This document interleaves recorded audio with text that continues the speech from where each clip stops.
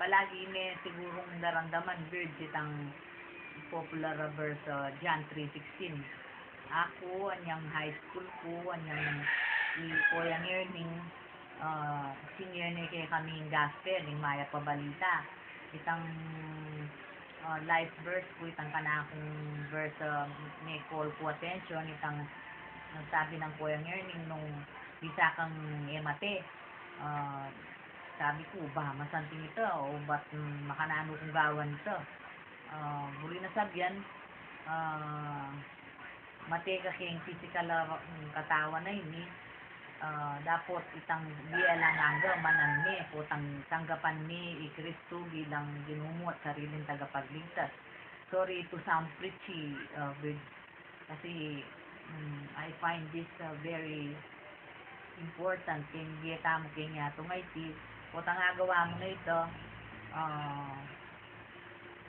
king makuya da panalangin tanggapan ning Lord bilang ginungo at sariling tagapagligtas at ingkang kasiguruan king biye kay ba niya tungay ti uling numan at ikakaba hindi ataking niya tungay ti at inyang angganan apakaban neman ning siyensya poring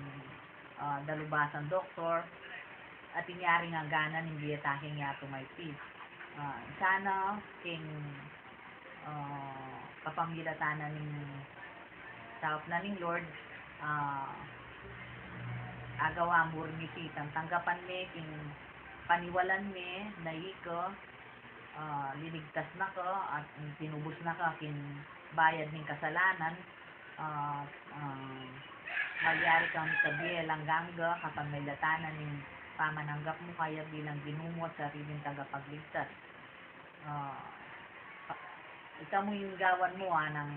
Kuya Ngerning, isang paniwalan ni ginamit ni Lord